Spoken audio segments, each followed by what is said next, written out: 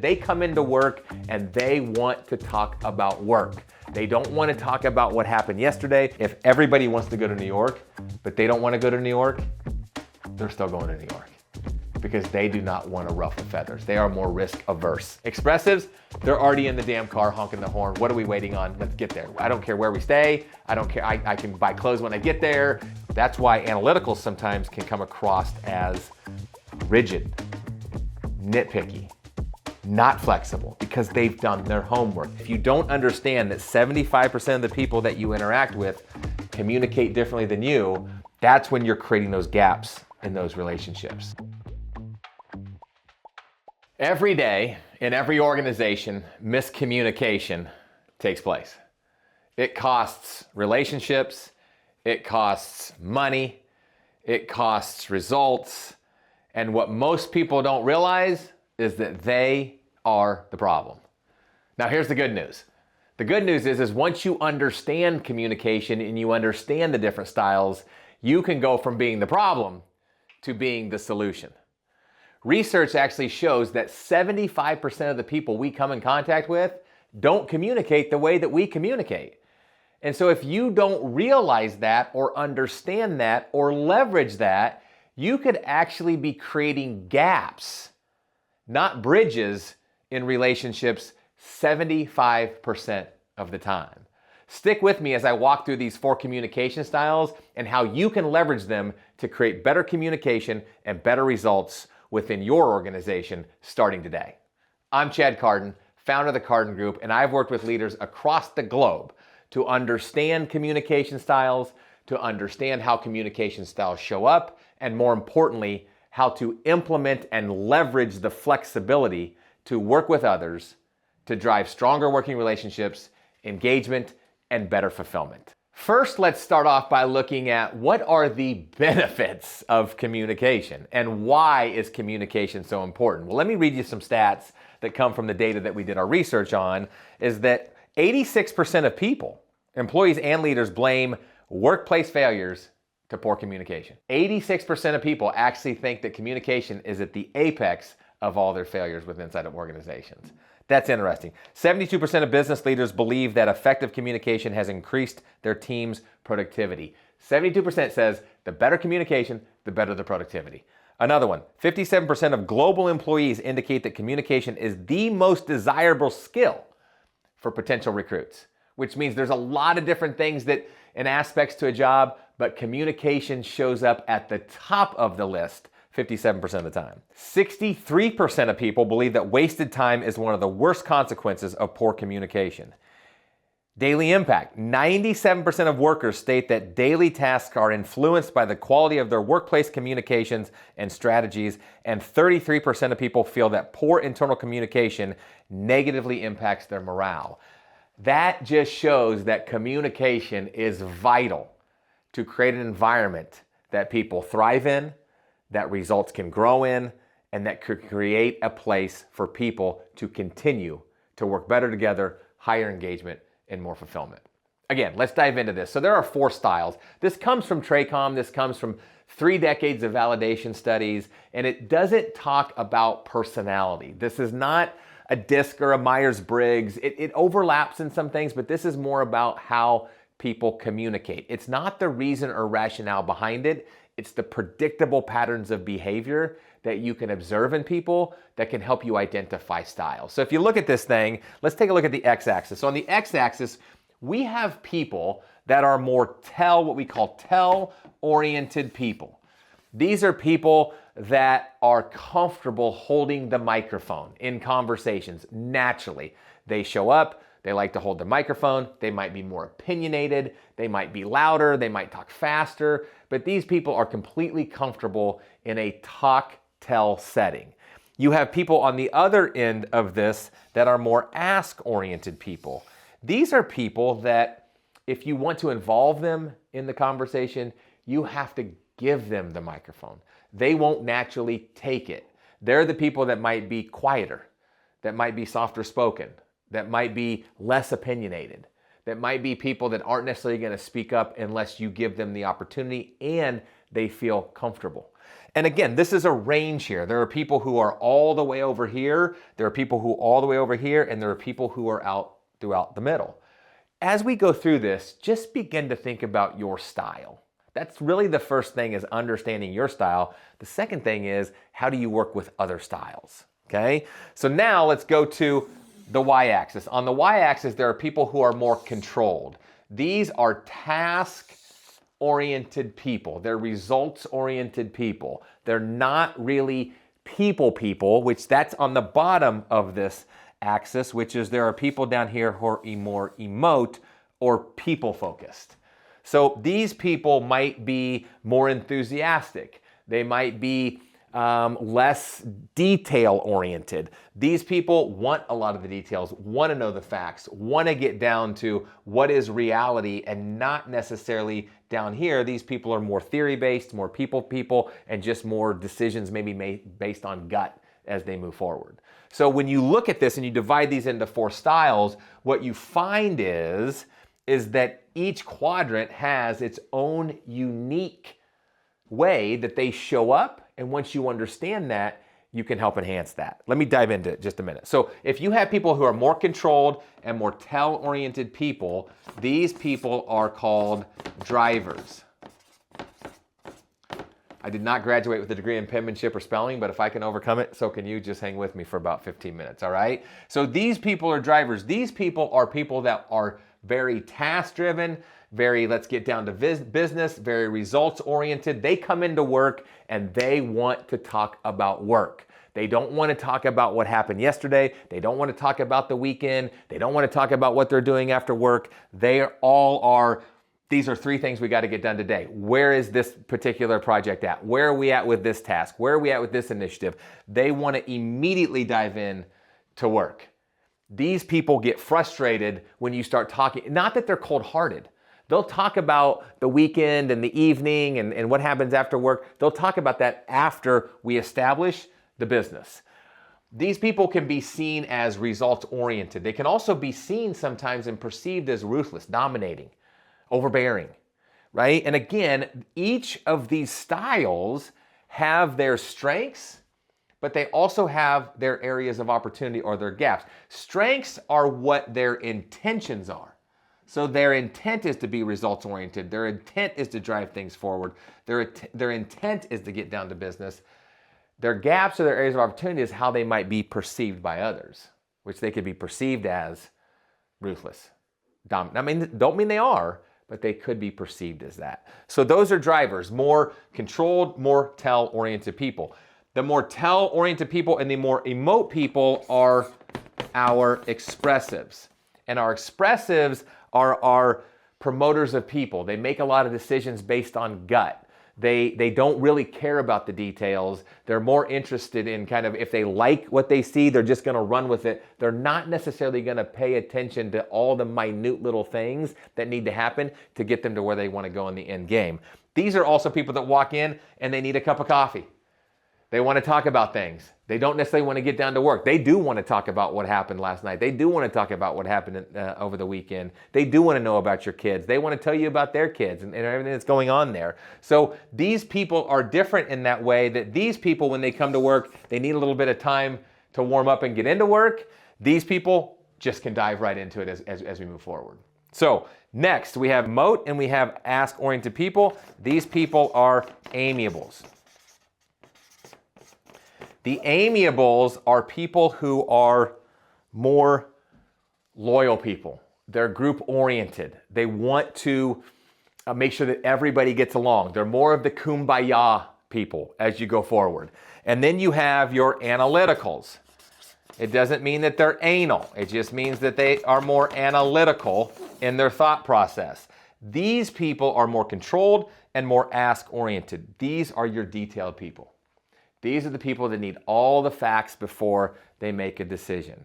These people want to understand the why behind it. These people will do their homework to make sure that when they speak, they are confident that their solutions and what they're saying is 100% accurate. So let me walk you through, let me take you outside of the work more for a second. Let me just walk you through this really quick so you can better understand each dynamic. You might be able to resonate with this. So let's assume that we're all let's assume we're all taking a trip, okay? And pick the destination. Let's just say it's New York City, just for conversation.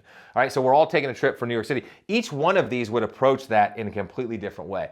Drivers are gonna ask one question. Drivers are gonna ask, what do we do when we get there? And we're gonna tell them the agenda. We're gonna do X, we're gonna do Y, we're gonna do Z. If drivers like, that's all they need to know. If drivers like that agenda, they're in. If they don't like that agenda, they're out. They say, call me when you get back. Go have a good time. That's as simple of a decision that only drivers need to understand if they're in or if they're out. Let me go down to Amiables. Amiables will, again, they're more group-oriented. They're more loyal. Amiables will say, hold on a second. Does everybody want to go to New York? Didn't somebody mention Dallas? Maybe we should explore potentially going to Dallas. They want to make sure that everybody wants to go to where it is that they're going. Here's the interesting thing. If everybody wants to go to New York, but they don't want to go to New York, they're still going to New York because they do not want to ruffle feathers. They are more risk averse in this entire thing as we move forward. Analyticals will want to know all the details. This is how they process their decision. Time out. How many people are going? How long are we going to be there? Where are we staying? How are we getting there? What's the best route? They will need to know every facet of the agenda before they make a decision on if they're going or not. These people, if we want to know the best way to get there, ask them. They will do their homework and tell you what is the best way to get there and what's the best things to do as we move forward. These are the analyticals. Expressives, they're already in the damn car honking the horn. What are we waiting on? Let's get there. I don't care where we stay. I don't care. I can buy clothes when I get there. They have made their decision. They're going, and they don't care about all the details. Here's the interesting fact, is that this, when we don't understand this, this is why miscommunication shows up. Because analyticals want all the details, expressives don't care about the details. And if you don't understand that 75% of the people that you interact with communicate differently than you, that's when you're creating those gaps in those relationships. So most of the time, if you cross, these are like oil and water. Analyticals want to know all the details. Expressives say, who cares? Drivers just want to know the end game. Amiables want to make sure that everybody is happy and wants to go to New York. It's interesting dynamics and it's interesting facets of how each of these show up in the workplace. I cover all of this and so much more in my Communication Styles digital course. It also comes with a self-assessment to figure out where you land if you're having a hard time figuring it out on your own. It goes deeper into the stress levels. It goes deeper into that there's quadrants within quadrants. It gives you everything you need to know to set yourself up for success. I'll put the link below. How do we flex to these? So let me give you a couple tips. So drivers, how do I flex to drivers? And if you're not a driver, we're not asking you to become a driver. We're just asking you when you work with drivers to make drivers feel comfortable in that environment, in that conversation. So with drivers, it's get down to the facts. Give me the facts, give me the results. Drivers are not going to read paragraphs of emails. They're going to scan them. They're going to look for what they want. They're going to get irritated if you provide a ton of data.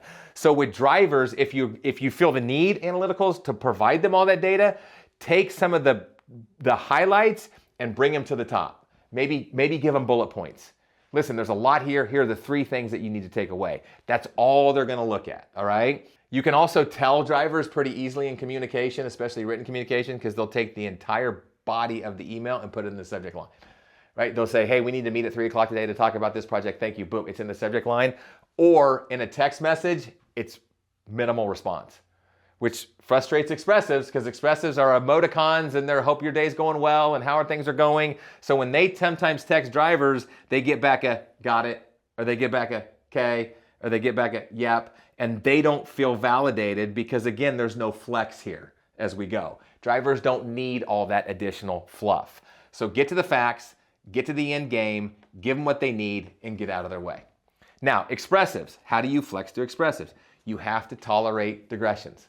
Expressives probably have more squirrel moments than anybody else. They're thinking about a million different things. They don't need all the details either. They just need to know what the end result is, but they might process it a little bit differently than drivers. Expressives show up with You can tell expressives in written communication sometimes because they will start every text or every email with, hey, hope you're having a great day. Or they'll end it with, hey, have a great day, exclamation point, smiley face, emoticon, whatever it is it might be. And sometimes they will go on and on within their emails or in their text messages that might not have anything to do with the subject, but it gives them context as they're working. All right, so with expressives, you gotta make them feel comfortable by tolerating aggressions, and you gotta make them feel comfortable with emotions, because they are very emotive people and they are very promoters of vision, and you just have to keep it big picture for these people if they're expressives. With amiables, remember, amiables are more ask-oriented people. Let me give you, again, another example between ask and tell here really quick. So think about you're in a meeting, okay? A lot of times when you don't know the dynamics, think about your dynamics in a meeting. A lot of times the meetings will be driven by drivers and expressives because they are comfortable holding the microphone. Amiables and analyticals sometimes will be frustrated. And sometimes they'll leave the meeting and they'll say or think something like this. Well, I had something good to say. And if you say that to a driver and expressive, they'll just say, why didn't you just say it? And an amiable and analytical will say, because nobody asked me. Not right or wrong, just a different thought process in the way communication shows up.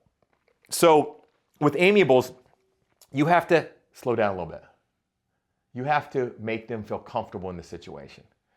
You have to allow them to get involved in the conversation. You have to give them the microphone. You have to get to know them a little bit. They are very emote and very ask. So ultimately, they want everybody to get along. They don't want conflict. And so you have to create an environment that they're comfortable in actually speaking up. Amiables will give you the information that you need when they feel comfortable and they feel like they're validated in what it is that they're saying. So with amiables, it's just about giving a little bit more of that personal, that human touch, slowing down and getting them comfortable being involved. With analyticals, how do we flex the analyticals, especially expressives? I'm talking to you. With analyticals, it's about giving them all the details and giving them time to process those details. Analyticals do not handle immediate deadline situations. They'll do it, but it'll create some stress. So a lot of times when you give analyticals the details and you need something from them, you have to set a deadline that gives them a little bit of time to process, to think. Because when analyticals speak, they really feel like they've done their homework and what they're saying is the right answer. That's why analyticals sometimes can come across as rigid, nitpicky, not flexible, because they've done their homework. Here's where the frustration happens. You give something to an analytical, they do all their homework. They come up with the best solution. Let's take that trip going to New York. If we were driving to New York and we told the analyticals would say, if we're leaving at 5 o'clock on Thursday, this is the best route. This is gonna get us around traffic. This is gonna make sure we get there in the right amount of time.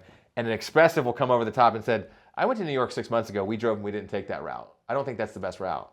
An analytical will go, well, where did you get your homework? And expressive will say, I didn't. It just makes sense. They just make their decisions on gut. That's what causes the frustration sometimes. So with analyticals, give them time to process, give them all the data. Here's another thing. If you're an analytical, you can completely relate to this. Whatever the negotiated deadline is, you can set your clock by it. If they say they're gonna get you something by 10 o'clock tomorrow morning, 10 o'clock tomorrow morning, you will have it done. What they don't appreciate is when I come to them at 8 a.m.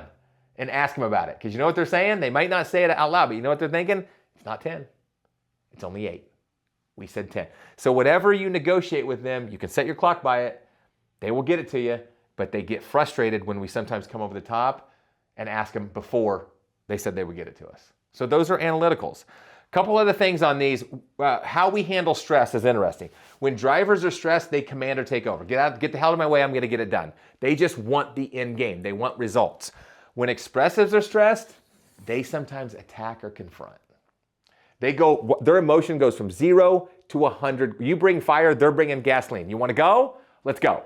And so they begin to blow this thing up. They can also go from 100 to 0 quickly. It's like if two expressives get into a fight, they blow it up and then like, all right, let's go grab lunch. It's over. They forget about it. But they attack or confront.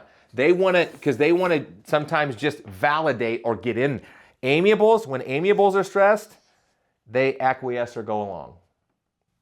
Okay, yep, sounds good. I'm with you. They don't want to voice their opinion because they don't want the conflict. They won't agree, but when they're stressed, you can see them, they will begin to do that. And when analyticals get stressed, they avoid or withdraw because they need time to process. So everybody handles stress a little differently. It's an interesting phenomenon as you see these things show up. So ultimately with styles, it's about A, understanding where you might fall. Are you more tell? Or are you more ask? Do you like to hold the microphone in conversation socially or at work? Do you have any problem? Or do you wait to involve yourself until somebody actually engages you in those conversations? And again, it's everywhere in between. I'm not saying you're all ask or you're all tell. We all have natural flex. Okay? On the Y, are you more controlled? Are you more task, fact-driven individual? Or are you more of a people person, more emotion, more emotive? Right? And so understanding where you're at kind of helps understand how you show up to others. And the second part of that is we gave you a few tips on how you can flex. If you're not a driver, how you can flex to a driver. If you're not expressive, how you can flex. With an amiable, how can you flex? And with analytical, how you can flex to make them feel comfortable. That creates those stronger working relationships, better engagement, more fulfillment, to work better together to drive even better results. So I said at the beginning, miscommunication happens all the time. And the research shows, right, if we can improve communication, we can enhance results, we can create better engagement. There's just a lot of positive impact as a result of that. So which one are you? Maybe you're a driver, maybe you're expressive, maybe you're an amiable, maybe you're an analytical, maybe you're a couple. That's very possible. But understanding it and knowing it changes the game at work, changes the game at life, and just changes the game for you overall. Now that you have a better understanding of styles, watch my next video on mastering the 6 layers of communication for even greater results.